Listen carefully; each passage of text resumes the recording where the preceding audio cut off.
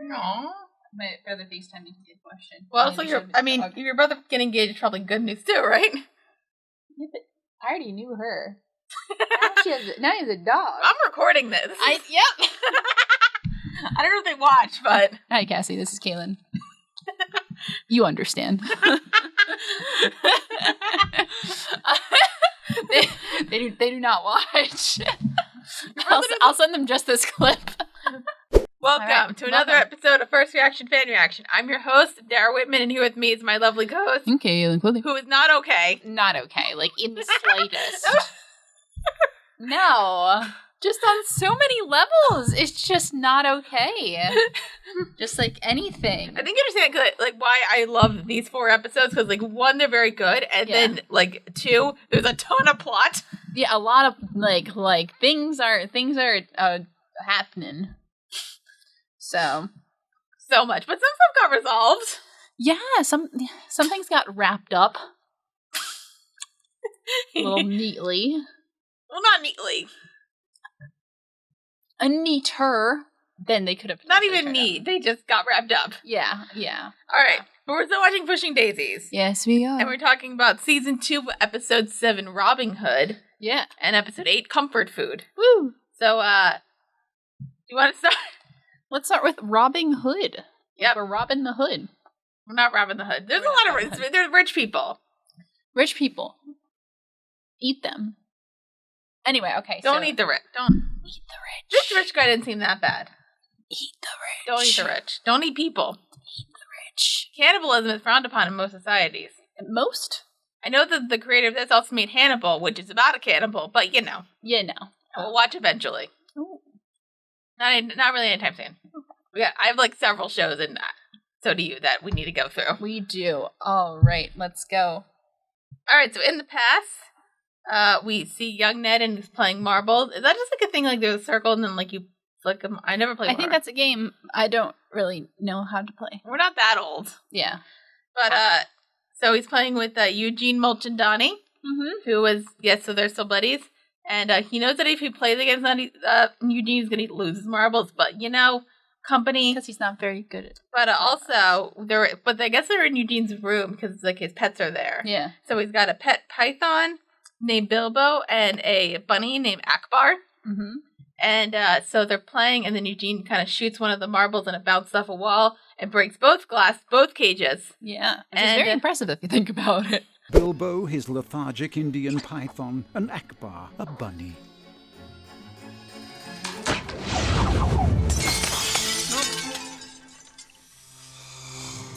Uh-oh. It's fine.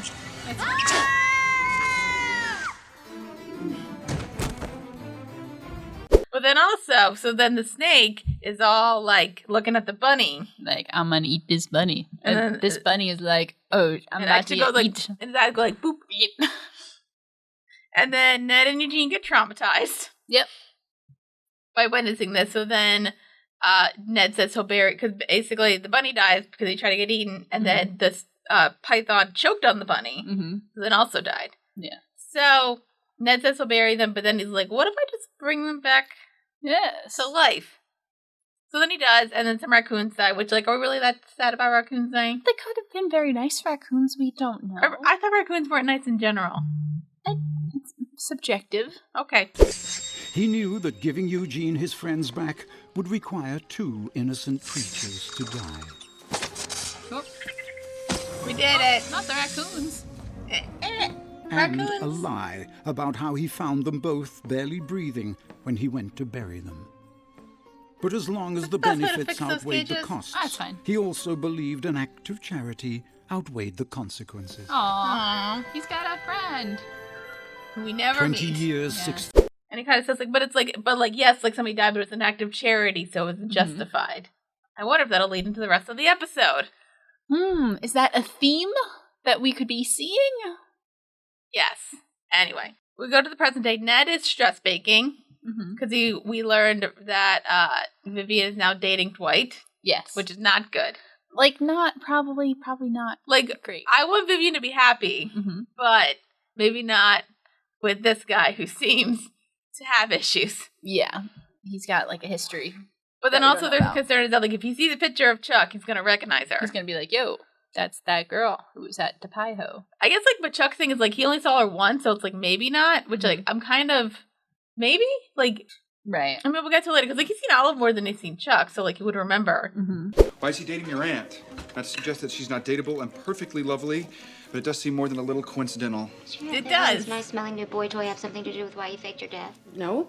Because maybe he's been after you all along. Maybe he works for the IRS. If anyone can figure out whether you're dead, it's the tax man. Or maybe he thinks you really are dead, and he's one of those paranormal investigators. Maybe he's the old priest, and the young priest is coming. That would be a waste of religion, because she's not dead. I find myself urged to action. But they still want to learn more about Dwight. Right. It's fair, like, what is he after? That kind of thing. So Olive tries to help by, like, bringing a pie to their house to see if she can get some gossip. Dwight's already there. Yep. And Lily's kind of like...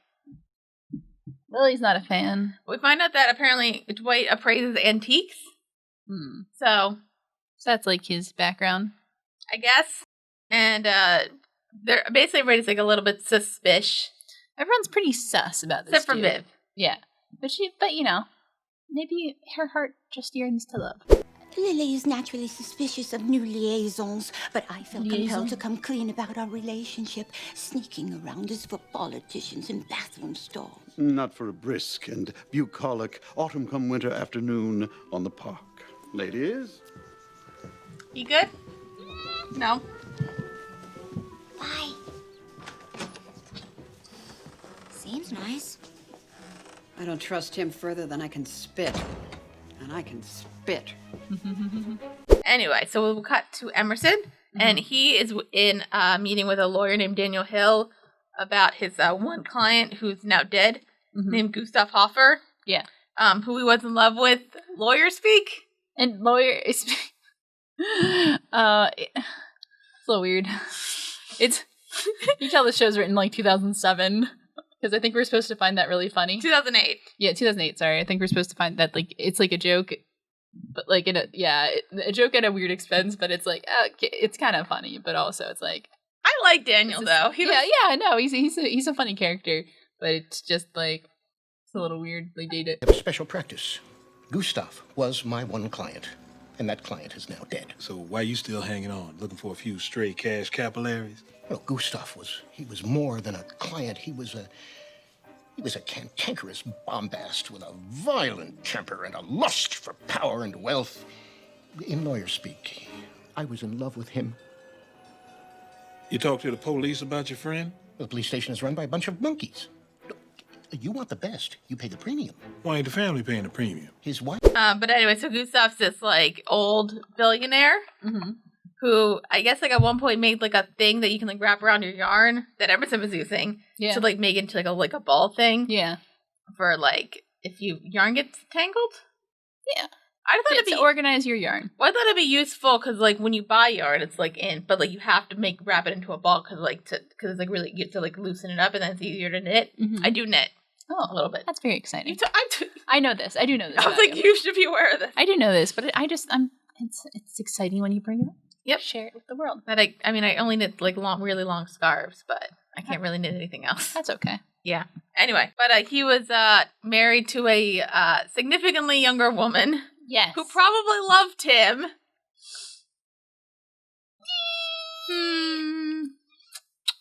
Probably not. She's a little stereotypical. A little bit. A little bit of a stereotypical gold digger. I ain't saying she's a gold digger, but we're not saying the rest. We're not doing the rest of it. Anyway, continue. We find out that Gustav was robbed the night that he died. We also we find out that how he died was a fallen chandelier. The facts were these. Gustav Hoffer had lived the American dream. His mechanized yarn baller not only gave a generation of frustrated grandmothers the means to make unwanted gifts, at the age of 19 it was the first of countless inventions that made Gustav Hoffer his first of countless millions. Before Gustav Hoffer could make one penny more, someone arranged for his permanent retirement.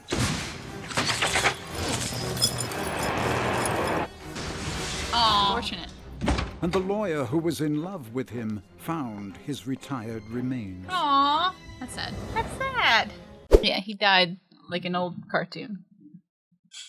That was fun. Anyway, so they go visit the morgue. Yes. To find Gustav, and he's like, still in the chandelier. Yeah, but like they took his clothes off, and except his underwear. Not really. I think it was more for the gag. Yeah. He doesn't look like the richest man in town. They say he had the Midas touch. Do you ever stop to think you're a little bit like King Midas, except substitute life for gold, and obviously you don't have donkey ears. Midas was a miser like Scrooge, but hungrier. I am a philanthropist. Just touch the sucker.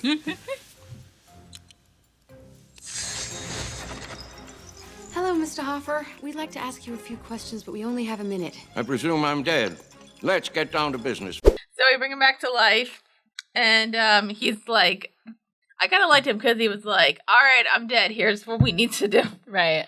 And also, I think it was like Ned's, and then he's like, I like you, kid, but you talk too much. And then he's just kind of like upset with Emerson because he's just like kind of being like, can we like get to the point? Yeah. And then, because he has some stuff, but he has a second will that might leave his wife out of it.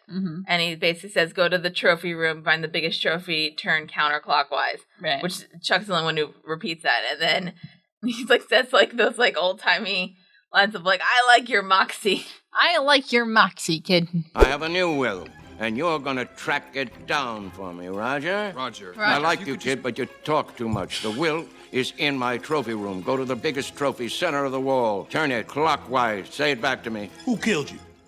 Who are you? Who's he? Do you know who I am, Elmer? You're about to be the first man to ever be murdered twice. You want justice? I don't want my hard-earned money going where it doesn't belong. Your generation has never understood the value of a Trophy dollar. room, biggest trophy, turn clockwise. Smartest one of the bunch. I like your moxie, sassafras. Then Emerson's like, who killed you? And then he's like, the bellman did it. And then Zap back dead, and then the chandelier explodes. Right. Find my will and make sure that no good gold-digging wife of mine doesn't get one damn dime. Got it? Right. Who killed you? The bellman did it. Yay! It's a fireworks display. Yeah, it like the fireworks start popping off. I have to say they have the line saying, make sure that my no good gold digging wife of mine doesn't get one dime. Nice. I think it's, but because I have the stuff they say about Chuck, like I like your moxie sassafras. Yeah. So then we go off to the mansion. His young, dumb, blonde wife, Elise. She is young. That's what it says. And yeah. Well, I mean, kinda. But like, she's not a bad. Well, yeah. We see the bellman James Andrews as well, who's like he's making his sparkling orange drink. Oh yeah, what was it? It was they were mimosas, but yeah, it was like some sparkling fruit drink or something. James Andrew, that's the bellman you wanted to see, is on his way. I told him to bring some of those awesome champagne juice drinks he makes. Mimosas? James Andrew! They want mimosas instead! James Andrew! I'm sure he heard me. Well, this is a very, nice castle that you have, Mrs. Hoffer. Thanks. It's a wreck right now, getting it all set up for the wake. You should totally come. Everybody who's anybody is going to be here celebrating Gustav's death. You mean life? Sure. It was a mimosa. So they're talking to both of them about like, hey, this doesn't look great for either. It doesn't look great for Elise, right? Because like she's the one who's supposed to inherit. And then said bellman, but he says James Andrews said he's a porter, and he was at a key party that night. Yes, and Ned doesn't know what a key party is. It's a kind of raffle. It's of the porno variety. Well, he's hiding something, but 15 people vouching for him at a key party, well, that's an airtight alibi. What is a key party anyway? Oh, I love that you don't know that. It's a kind of raffle. Of the porno variety. Oh. Back to the case. So how does a safe with some cryptic Latin phrase scrawled inside change anything? You know, you need to peel back that pie crust you're working under and turn on the news sometime. Rich people are getting robbed left and right by some happy hooligan who leaves the same Latin calling card at every scene. So that's why it's a badunkadunk. Is it like prostitution? What, a key party? Yeah. Key party is like swingers. Oh, okay. It's key party is everyone shows up, like you put your key in the the bucket, and then when you're done the party, you pick up, and whoever's keys you pick up is whoever's you're bringing home. Okay. Or whoever's, Okay. Yeah.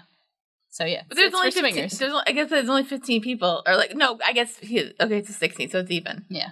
All right, and then Elise was at a charity ball, Mm-hmm. so she couldn't have done it. Right. Meanwhile, so basically that's Emerson and Chuck are the ones interrogating them, and Ned goes to the trophy room to get the will. So trophy, we assume we're like, big trophies made of metal. It's not those kinds. It's of dead stuffed animals. Yeah. Trophy room. Trophy room. Oh no. Oh no.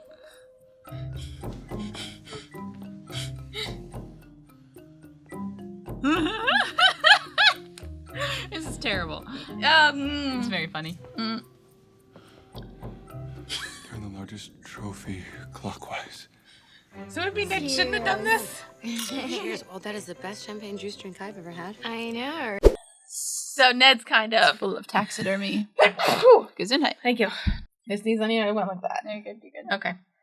Anyway, but so it's filled with taxidermy, and so Ned's kind of probably shouldn't have done that. Good. Yeah, Ned was probably not the best person to take on this job. But he's being careful until we get to the biggest trophy. The one that you have to turn. Which is a polar bear. It's a big old bear. Way out of Cabela's. But yeah. But Ned does it. So we're good. It's a little hairy for a split second there, but he got it. Yep. And then he opens up the safe and it's completely empty. We did it. Oh. Orbis Provox. Something for voice? What does Orbis mean?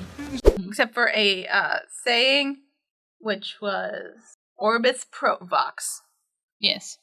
Which means... Yeah, okay. Because we'll get to it. Because right now we just have... to it. Yeah. Man, this one has like a lot of lines in here. Anyway, so then we're done, and then we converse and say what we found out. Mm-hmm. And we explained to Ned what a key party is. Sort of. Meh. Basically, we're wondering, like, okay, so why would somebody rob him and then leave that saying? And then Emerson's like, have you not been watching the news? Mm-hmm. There's a bunch of rich people being robbed. Mm-hmm. Right. And, like, the saying has been, like, left there. Okay, so we have that. And then we cut to back to the pie hole where Ned and Chuck are trying to, like, find out, like, stuff on Dwight. And they're not really coming up with anything. Right. So is Dwight his real name?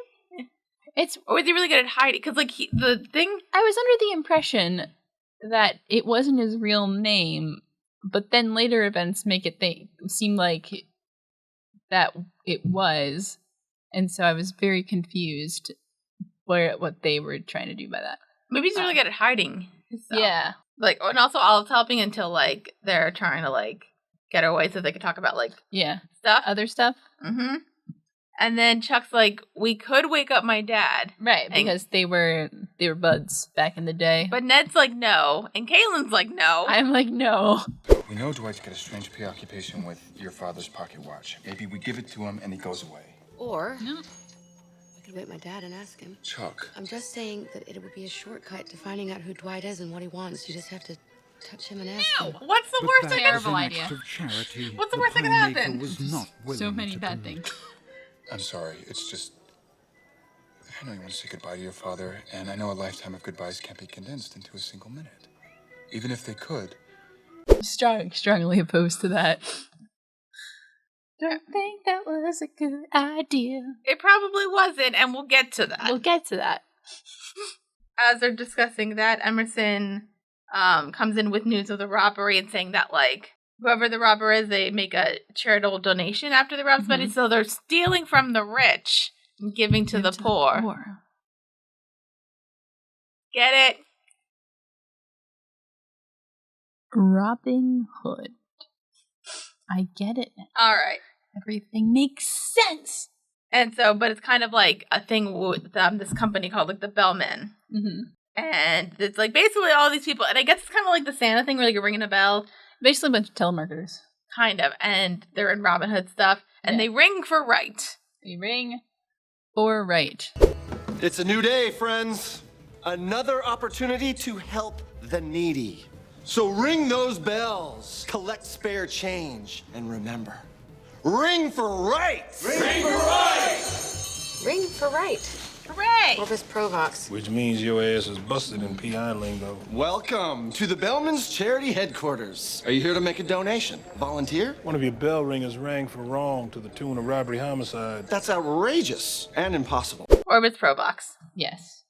I thought Vox was voice. Well, it's Vox, like a V. Yeah. Oh, I thought you said Vox. No. Maybe they just like thought that sounded better and they did a different translation. Yeah, well, if I pop it into Google Translate, like, what does it tell me? Because, I mean, like, obviously, words can be the same and mean the same two different things. I have a voice of the world. Oh, that's what it gives me. I think we're using the same thing. Yeah. Okay, yeah, okay. So I know a little bit about my Latin. Yeah, why? That's a very interesting. But if I don't know, that was a very interesting translation of that. Well, anyway, so then they talk to Rob Wright, who's like the head guy. Yeah. Of this thing. Mm-hmm. And he goes like, because they think like, okay, so they had something to do with it, because they're Bellman. Mm-hmm. But the Bellman did it. But he kind of seems like a bit nice, I guess, kind of. Yeah, I mean, he seems well intentioned. But then we meet a telemarketer named Tan Fong. Mm-hmm. And he's harassing somebody about not giving money, mm-hmm. and he's also being like really obviously suspicious. Yeah, he's being very shady. Is your phone list? What phone list? The one you just slid into that folder. What folder? There's a comfort in knowing that telemarketers are just as horrible in real life. Shift change. He was very suspect-ish. Very. Suspectish? Yeah, well, many of these phone numbers match the one at Gustav's mansion. So we're just, but then we get into like phone records, just like see mm-hmm. stuff, and then we cut to the park with Dwight and Vivian. Yeah, and he's playing the clarinet. Yeah, which I have a soft spot for the clarinet because I played it for many years. I miss playing the clarinet. Can you still play the clarinet? Sure, but like clarinet isn't like the guitar or the piano where you can just like you can play and just like be fully enjoy. I feel like you can't just like whip out a clarinet and be like do do do do. Like you need like to be in an ensemble of some sort. Okay, which isn't really great in the year 2020. I'm just like wondering, like, remember we had to do like that project for college with like the we had to like hold the camera and be like a point of view thing, and we did you at band, and you were just like having your inner monologue. Yeah, I thought that was kind of funny. I think we got an A on that. I think we did, but I think it was funny because like other people had music, and we just did your inner monologue. Well, I think it added something. Yeah, it did. But so that was good. What was that? TV too? Yeah, that's TV. Yes, TV production too. But they're after that they have like a conversation, and like I think Dwight's starting to actually like Vivian. Mm-hmm. Yeah, so because he realizes that she is a good egg. She is a good egg. Why are we hurting her? With a heart of gold. Why are we hurting her? And he's only in it for the thing that he wants. But also, Vivian kind of talks about Chuck and how she kind of encouraged her to go on this cruise as like live vicariously. Yeah, and that she always carries around her obituary. Reminder. Oh no. To stop living vicariously and start living. You've probably seen her face before. She was all over the news after she died. Oh, I've definitely seen her face before. Oh no! Whoop. Oh no! Whoop. Oh no! Oh no! Oh no! What's the worst that can happen? So many things. Mm-hmm. And which has a picture on it. Which has a picture, and the picture looks suspiciously like that one girl. So we show it to Dwight, and he does remember her. So oh no. So yeah, that's bad news. Yep, but back to the pie hole. I love how here they call them the holers. The hole. It's an interesting choice of names. It is. Not the piers, but the holers. That's the only sexual innuendo we're going to get in this entire episode of the podcast. Strap on in, everybody. So they tell Daniel. They tell Daniel at the Bellman organization, and he's very angry. So Elise didn't do it? But this Tam Fong killed Gustav? Where is he? I'm gonna find that Malfee's ass and slam him down. Inside voice. I love this lawyer. Outside voice. I'm talking about Southern-style, back-alley scores settling doled out by me and a couple of homeless. Conversational patio voice? Before you get to doling out blind justice, the smoking gun don't always point to the bad guy. So about the whole thing. Yeah. Because, like, he loves Gustav in some way. Yes. In so whatever way that may be. Doesn't matter which way it would be. Doesn't matter which way, but he sure loved him. In a very healthy way. Yes. And they also tell him about the second will, which he's kind of confused about because, like, if there was a second will... Right, he would have been the one to draft it and notarize it. And hopefully it'll cut the wife out. Mm-hmm. And, but he's like, you find the will, I'll double the fee. So Emerson's like, we're in. Yay. And Chuck's like, we're in because it's a nice thing to do. Mm-hmm. So they're trying to figure out a way to get in to get the robbers to rob them. So they're thinking, like, well, like, we can set up something, but they have to do it at the aunt's house because who's going to rob the apartments. Mm-hmm. And then they can't go because they've already seen them. Mm-hmm. So we send Olive with Pigby.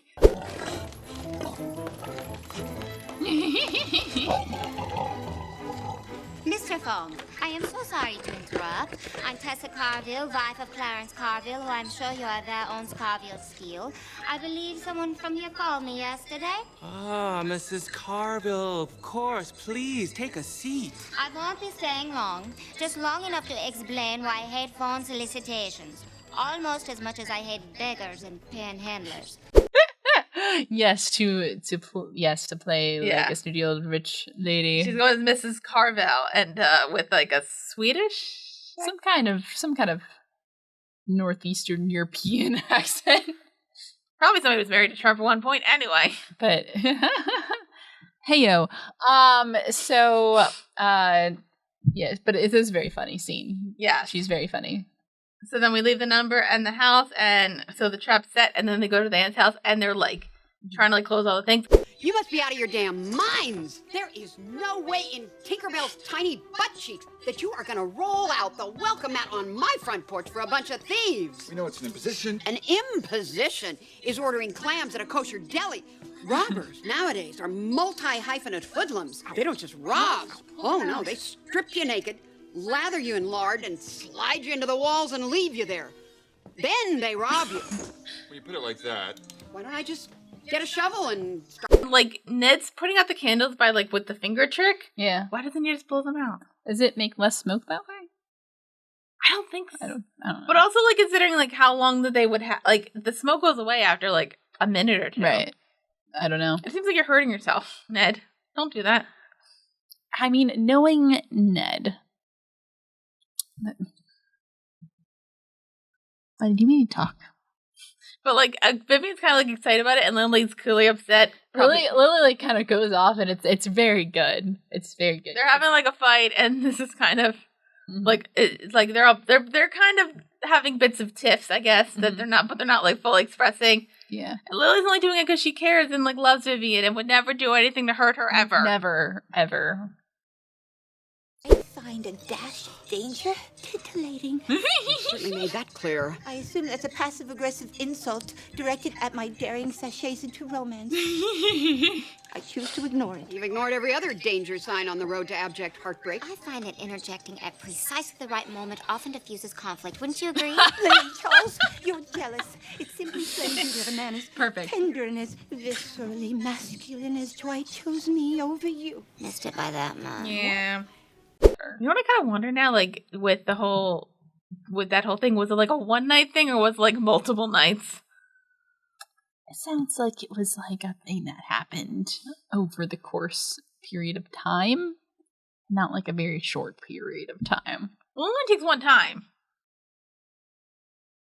I don't think this was one of those. Oh no, that makes it so much worse. Mm-hmm. God dang it, we're horrible people. But anyway, meanwhile, Chuck, because like part of the idea was like, hey, Chuck can be upstairs and find this old like box that she had with all of her father's letters, see if we can find out information about Dwight. So she's up there in her room, which the aunt turned into a cheese locker. Nice, which is a very nice ode to her memory. So we find that, and they're setting up the house. Meanwhile, like Chuck's going through her stuff, she finds like her playthings. And she finds a wall that she was making for her dad for his birthday. And then some letters, but I guess they don't find there's something in there that can really help them. Or she doesn't quite get to it. Well, I think, no, because she took the stuff, so they clearly didn't find anything.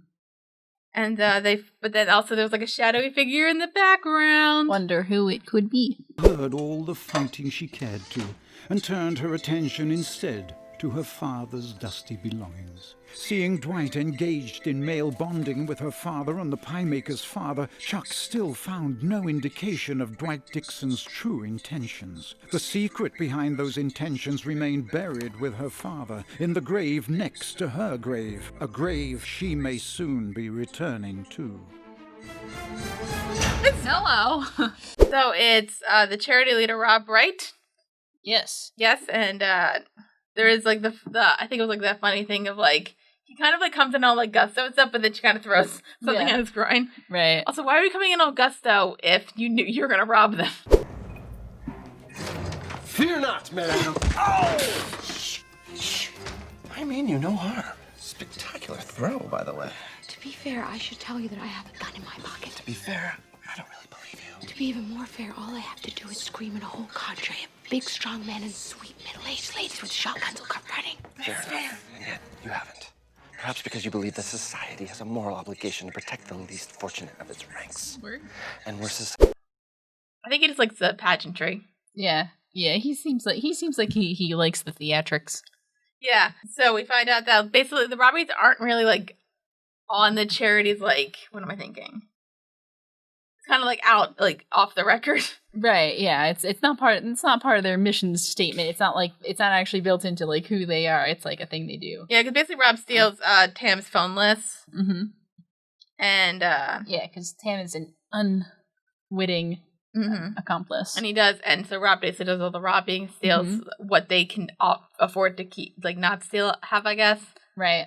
And I think he did like a whole thing about like it's like they can afford like to not have this stuff, and it's like still like an active charity. Right. I don't know if it's more. I mean, yes, but morally.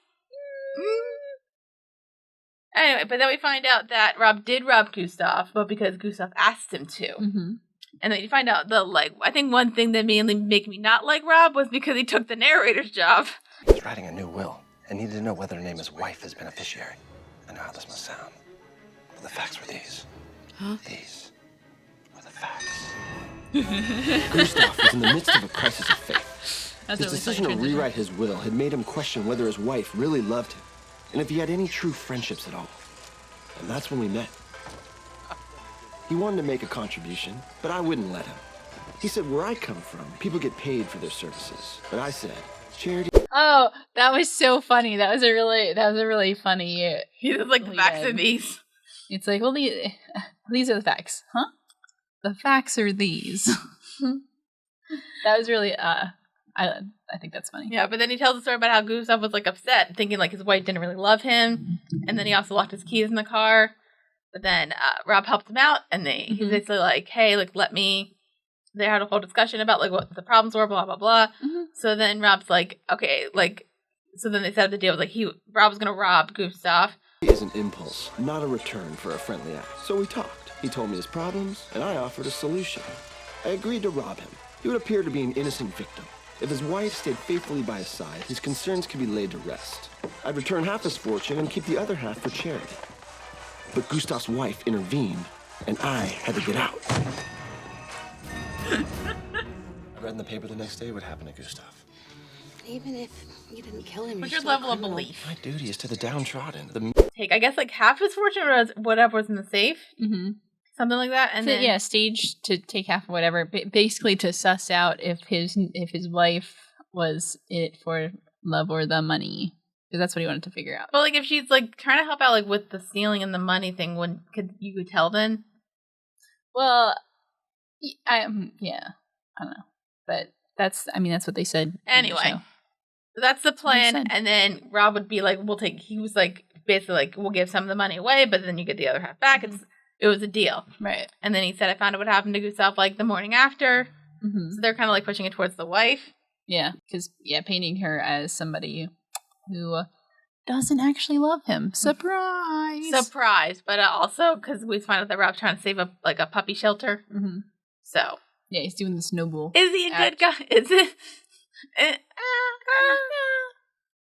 We'll find out.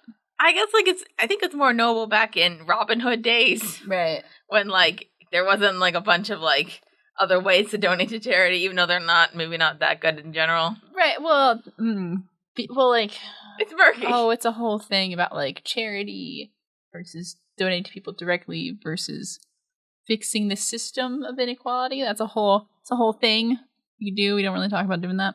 Why don't we just do that? Howdy. Boy howdy. Wait, why don't we just fix the system of inequality? Like, is that a huge issue? Like, is it just gonna take a long time? I mean, we can probably do it eventually. I mean, but it would help if the people who benefited from inequality weren't the ones making all the rules. Yeah, but like I feel like if they like have goodness in their heart, they'd be like, you know what? Like, yes, I know that like I benefit from this, but like I feel like if we help out like some and try to make it more equality, not communism equality, because that's not gonna probably mess up anything eventually.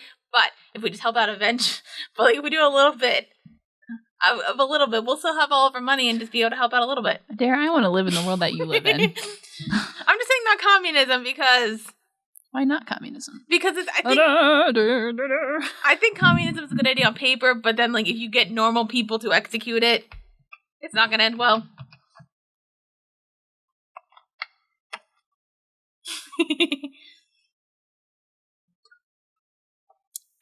Okay, so Pushing Daisies. Pushing Daisies.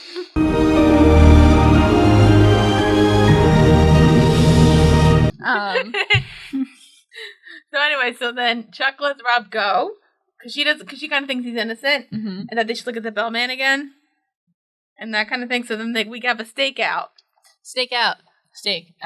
with one pair of binoculars and no food or a football game. Yeah, so it's pretty low key stakeout. So then, but then Chuck's kind of wondering about like the whole thing of if Dwight finds out that Chuck's alive, like, what would be the big deal, or would it be that big of a deal? And Emerson kind of says, like, well, then Ned's going to get discovered, and then I'm going to be, like, hawking out tickets. Oh, yeah, it gets kind of real there, right? Well, we find out that, like... What's the worst that could happen? Pie Maker becomes a sideshow in the circus of fun, and I earn my wages peddling tickets. This is a cavalier conversation about a deep, dark, touchy subject for me. How deep, dark, and touchy is it? Ever since I was little, I'd have this dream that somebody found out what I could do. It starts off with lots of ice cream and balloons and ends in a small white room where little bits are cut out of me until there's nothing left to cut. That's awful. If Dwight finds out about me, then he finds out about you. Ned, I still won't wake up therapy. and find out what Dwight wants. You're putting my emotional well-being. It's like, I think like even like for a long time, like Chuck like wanted to just like tell her and saying like, hey, I'm alive. And then people have questions about like, how? Yeah. So then you might think magic, and Ned Ned actually reveals that he has like real anxiety about that happening. Like long-standing, like, you know, fears of what could happen. Like, you know, grappling with the reality. I mean, the show's pretty, like, whimsical and not always super grounded. And so I think we don't always answer the question of, like, what is the response to finding out that there's a person out there who can, you know, bring the dead back to life, and then what we get a little taste of that with some of Ned's fears. He has like a recurring dream about it. Yeah, about like, you know, where it starts off where people are pretty, you know, excited about it, and then ends with his brain being picked apart, piece by piece. So like, yeah. And then Chuck kind of puts together that like if they bring back her dad to find out the answers, then like they wouldn't have to worry about like Dwight finding out, right? Or like, I guess it was like a thing like they wouldn't worry about Dwight finding out about Chuck being alive. But like if they don't do that, then there's that worry. So Ned's kind of putting like his emotional feelings aside for Chuck, which like, aw, for your fears. That's so courageous and romantic. Thank you. Well, looky. It's Gustav's widow and the bellman. Shock. Petting. Hello, Motive. Nice to see you again. All that remained for Emerson Codd was... But still anxiety-inducing. Yeah, right. But as Emerson's looking through the binoculars, he sees Elise and James Andrews going at it. Yeah, they that's what it says. They're going at it. Now, Cailin, compared to the other shocking things that happened in these two episodes, what level shocking was this? Like a -1? Like a pretty unshocking. Pretty. Are you saying she was just in it for the money? I'm saying she provided ample evidence prior that was most likely the cause of how she acted the way she acted. So before we finish up the main plot, let's go back to Dwight. Okay. So since he found out about Chuck being alive, he goes to their place. Yeah. And steals the watch. Yeah, he breaks in, does all that stuff. And then he goes into the pie hole with Olive, who's alone. Although Charles, the man who had set so much in motion, was long gone, Dwight Dixon, the man who intended to bring it all to a crashing end, was still here. Close, excuse me. What I meant to say was, we're closed. Oh, you're here all by your lonesome. No, I'm not here all by my lonesome. Manuel, the big cholo janitor, is in the back. I'm nervous. I think he used to... Oh, she's all alone. Yep, and she's, pretty scared, but, he's not gonna kill her or anything. Yeah, he's definitely, has kind of a menacing aura, he ain't up to any good, but he doesn't, hurt anybody. I mean, we saw his hotel room. Lily Charles sought to convince her sister that the mysterious Dwight was bad news. Holy crap. Yeah, he's definitely very capable of hurting many of people. And why does he own so many guns? There's a lot of guns. Why? Why do you need all of them? That's my question. Why do you need them all? You don't. Then why do you have? Look, some people, I think it's fine if some people want one gun just for protection and that kind of thing. But really, do you need that many guns? Excessive. Yeah. I mean, unless you're collecting them for because you're a collector of things and you only like the ism that it is, but not why do you put why did he need that many? I'm glad America has a fair amount of gun control. Well, we need to stop. We need to cease Cailin's already going before Cailin goes on a very long rant about something. All right, thank you very much. Thank you for joining us today. This is First Reaction Fan Reaction. I am your host, Cailin Clothier, and with me is my co-host. That's all, folks. That's all, folks. Jesus Christ. Cailin, I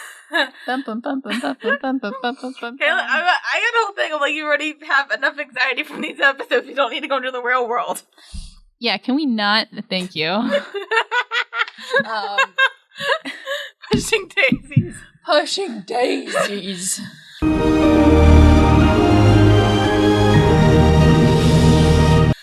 Okay. But anyway, so, he says, I want to leave you guys a note, but then he just leaves the obituary. Oh, he's probably, cleaning the toilet. I'd like to leave a message for your friends. Yeah, I'll just grab a pad. It's around here somewhere. Boy, look at all this sugar. Oh, no. I hope you don't, need a... Hello? While Olive Snook was unable to provide the pen and paper she sought, she'd received the mysterious Dwight's message, loud and clear. The drama.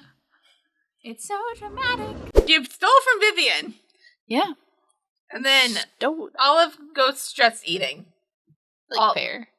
That's a lot. That's so many pies. Yeah, she ate 5 pies. I can I wish I ate 5 pies. I can't if I was in college, I could binge a lot of food at once, which I know is not healthy, but like that time we ate a Dairy Queen ice cream cake in one setting. We only ate half of it. Yeah. No, we there was 3 of us. Yeah. And we divided it into fourths, and we tried to finish that last fourth, but we couldn't. So we ate a fourth each of a whole ice cream cake. That was really good. But we did just finish finals. Yeah. And we had root beer floats earlier that day, remember?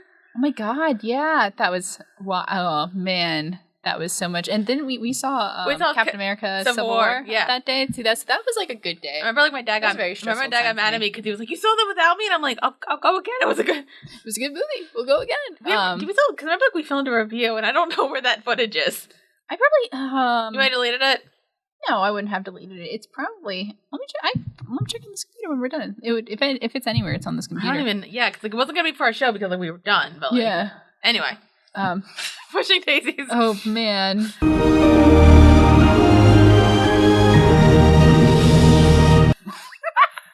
That's a real throwback. That was already 4.5 years ago. Can you believe that? Yeah, but Endgame was only like a year ago, so. Yeah, but like, just, man, time Did you see the flies. new trailers that came out for the shows?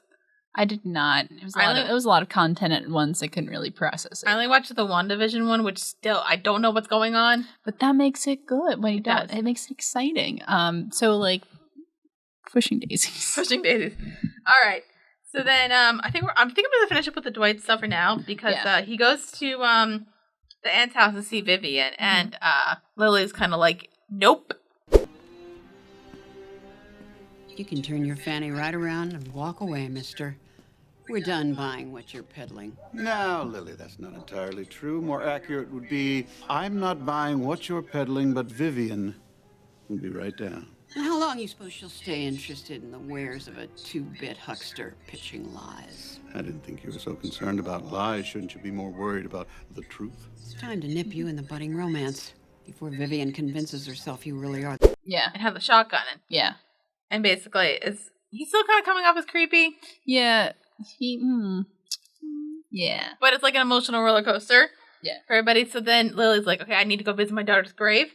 Mm-hmm. So then she does, but she sees that the dirt's been turned over. Yes. And we're gonna lose you right now before you get 1 inch closer to my little sister's heart. Get gone and stay gone. Lily's encounter with Dwight had stirred the pot of her sentimental soup, one spoonful of which gave her a terrible case of the yearns to visit her daughter's grave. What in hell's kitchen? But when she saw the overturned dirt, she thought about the pocket watch and the man obsessed with its whereabouts, and wondered whether Dwight Dixon... And guesses that, that he was the one who did it, which he was. He was the one who did it. So then she goes to his hotel and finds all the guns. So many guns. And basically takes the watches. And I think at that point, like, she hides for a bit. And then he finds out that the watches are gone. I think that it was Chuck and Ned who did it. Yeah. And then goes to get them with the gun. Mm-hmm. So wait, there's no maids going into... Let me just put the Do Not Disturb sign up. And Dwight, believing the girl who was not dead stole back the watch he stole from her, set off to retrieve his stolen property.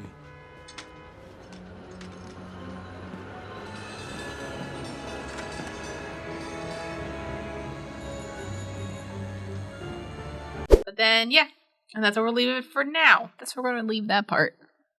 All right. So the rest of it. Mm-hmm. So then Ned, Chuck, and Everson confront Elise and the bellman, and they said they didn't kill Gustav. They were just kind of like, doing it. Yeah. You bumped off Gustav, so you can keep bumping uglies with the bellman while inheriting a fortune. I told you. Alibi. Tea party. Your alibi never checked out. You never went to that charity ball. Why'd you do it, Elise? I didn't do anything. Except James Andrew. Who do you think got his key? Oh, I was still really wrong about what I thought that was. You two backing up each other's alibis means bupkis. You were canoodling and cahooting, and you were cahooting to kill. We cahooted to keep quiet about our affair. The bellman tells his key party alibi, which probably is still valid, but Elise's charity ball thing isn't. Mm-hmm. So then, and then Elise says, who do you think got the bellman's keys? Yeah, right. So she was at the key party. Yes. And because the one thing that Rob said was that Elise came at and as he was robbing it with a gun. Mm-hmm. And then she's like, I don't even know how to use a gun. No, she knows how to use it, but she's like, how can I pull the trigger? I have so many rings on. She got all that bling. And then she's like, and then Ned's like, you could have taken them off, but then we notice her nails are very well manicured. Adulteresses totally get the shaft in estate law. Besides, I couldn't kill anybody with these hands. Since I grew these puppies out, my manicure means I'm a manicant for manual labor. Yeah, but you were a mannequin when it came to pointing a gun at Robert Rob right and almost pulled the trigger. As if! I never even saw the robber, and even if I did... Why is everybody pointing a gun at me? There is no way I could pull the trigger on a gun. I'm too blinged out. You could have taken off the rings. With those nails, it'd have taken forever. Rob Wright would have been out. You need a manicure. You never got a manicure. I've gotten manicures. I have never got a manicure before. No, I don't like to get them, but I think last time I got one was senior prom, so it's been Oh. A good 8. I think you technically, like, because, like, you technically should get manicured just because, like, it's healthy. Yeah, I don't like the feeling. Also, I don't like having nail polish on. You don't have to get nail polish? Yeah. I like nail polish. I think from what I've been told, it's, like, healthy to get manicures. Yeah. But, like, good maintenance. Yeah. Because, like, unless you want to do it yourself. Mm-hmm. I mean, I got my nails, but that's because I hate long nails. But that's just me. Anyway, but your nails are very well manicured. Mm-hmm. And, with those well manicured nails, it would take her forever to get the ring stuff, so she couldn't have done it. Right. So she's probably not a killer. Mm-hmm. She's a gold digger, but not a killer. Yeah. So it's a difference. And then we've kind of realized that, like, the only other person would have been the bellman, Rob. So they go back to the headquarters, and Rob has a knife, and then Emerson's Ellie's happy because it wasn't a gun. So the private investigator, the pie maker, and Chuck sought out their winking hood at the bellman's headquarters. I'll thank you to keep your sidearm holstered, sir, lest I be forced to lunge. Well, at least it ain't another gun. Hooray! Yeah, because people keep putting guns in his face. Yep. And then he says that Gustav was a victim of an accident, which, like, technically... Yeah, like, he wasn't intentional, like, yeah, it was... Like, second degree? Yeah, right. Manslaughter? Probably second degree. Okay. No, probably manslaughter. I don't know. One of them. Anyway. Somebody did. But also Rob has a second will. Mm-hmm. Gustav's will. It was in his safe. Now that that's settled, I trust my quest to rob from the rich and give to the poor may continue unabated. Oh, hell no. See, I plan on being real rich, and I want to see your ass in jail. I was afraid you might feel that way. So, Orbis, Provax! We did it. About time I get to do the gun pointing around. And because basically we find out what happened. Gustav did agree to the robbery. Mm-hmm. Because I think he saw, or like he had an idea. He didn't see James Andrews and Elise like doing it, but like he kind of got a feeling. Yeah. So he wanted I think he wanted a way to get it like confirmed in a way. So then he agreed to the robbery. But then before the robbery, Daniel, the lawyer, caught Elise and James Andrews like doing it, and then he kind of like berates them. But Daniel Hill discovered those feelings first. He deserves the creme de la creme, not some sugar-stuffed Pop-Tart with a helium voice and hooker heels. One word from me, and you are out of the will. But I will not... Though his lawyer shielded Gustav from his wife's treachery in order to protect his pride, Gustav had not only seen her adulterous ways, but also the way Daniel Hill defended his good name and honor. The billionaire resolved to leave his estate to his esquire. Also, Gustav saw the doing it and how much Daniel clearly cared. Yeah. So then he was like off with the robbery, but then Rob was like, "But you promised." Right. So then he needs the money. But then he gets... When the bellman arrived, Gustav refused to play his role. Rob Wright insisted Gustav keep his end of the bargain. Gustav insisted more emphatically that Rob leave his mansion.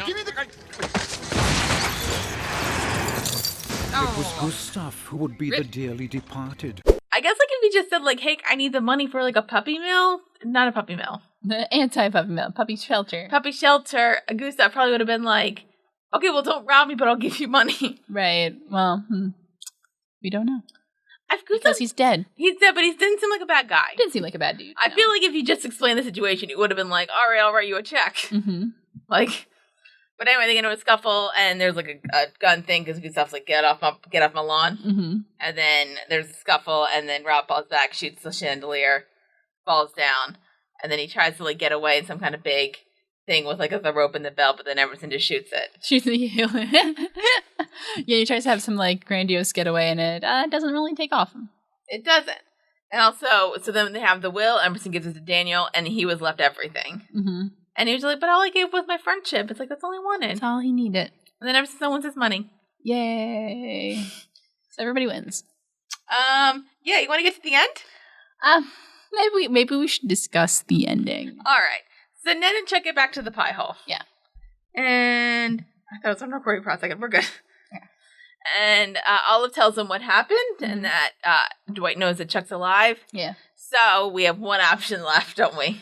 This left the pie maker no choice. In order to unearth One Dwight option. Dixon's agenda, he must first unearth Chuck's father. Good.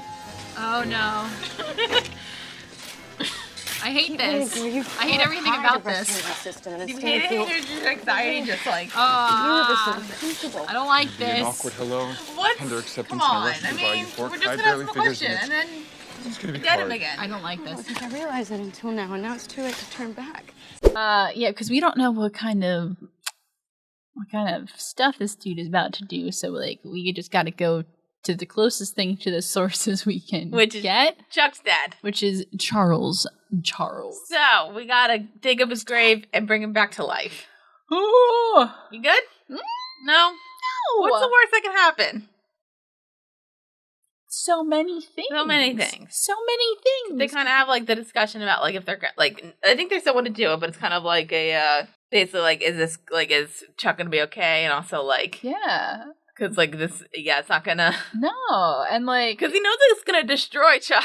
Because that's gotta be emotionally traumatizing, because she has to, like, watch her father come back to life and then die again. Because, like, don't do that ever. That's... No, that's not meant to happen. Yeah. So, like, that's a lot. But, so we're ready to do it, and then credits. If I knew the consequences, I never would have alive again my mother, and I had her for 7 hours. I'd rather take my chances with Dwight than make you go through this. When you lost your mother, you were alone. I have you. Oh. You're the real swashbuckling do-gooder. Yay! And I love you. Aw. I hope you still feel that way when this is over. Where's your anxiety? Oh, this is hurting me emotionally right now. This is really tough. We did it. You ready? Yeah, I'm ready, I think. And then, yeah, they open up. We don't even get to see anything. We just, damn, that's it. You good? No, I'm not. Did you like this episode? I did like this episode, but like at the end, that was a lot. Also, why does he have so many guns? And they weren't even like shotguns. They were like they were like borderline assault rifles. I don't know what constitutes as an assault rifle. Please don't at me. They were just big and scary guns. Yeah. Why did he have so many? We still don't really know anything about him. Why were there? No, I'm sure we'll learn more as the episodes go on.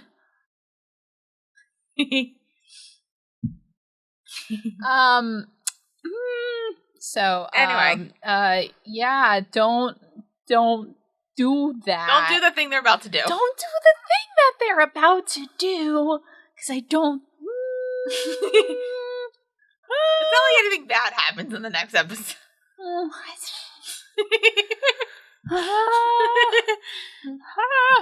Okay, so.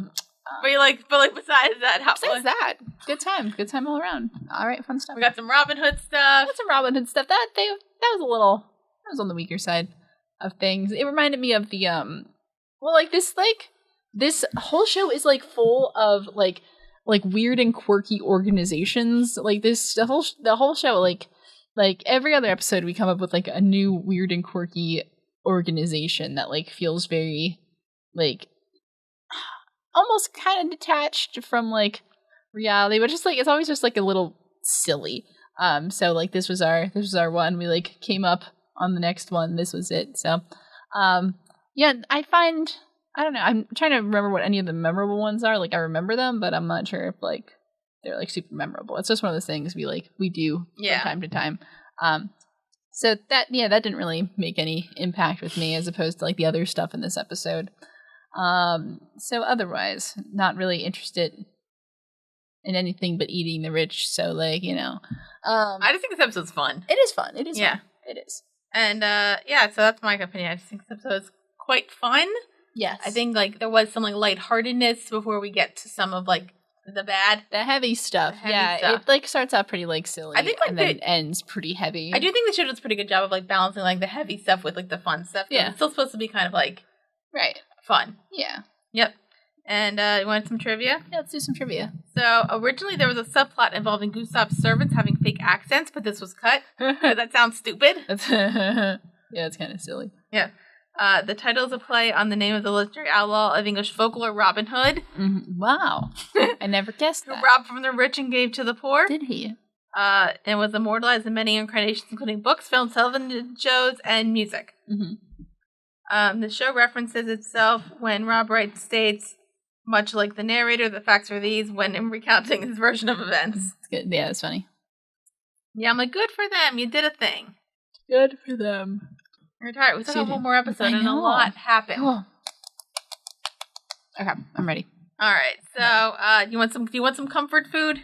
I would love some. Was that episode actually that comforting? If anything, it was just more stressful, and so I don't like being lied to like that. I don't want to be lied to like that. All right, we'll be around this episode for a while with some ranting of life. All right. But let's take a break, and then we're going to talk about Season 2, Episode 8, Comfort Food. Sounds good. You're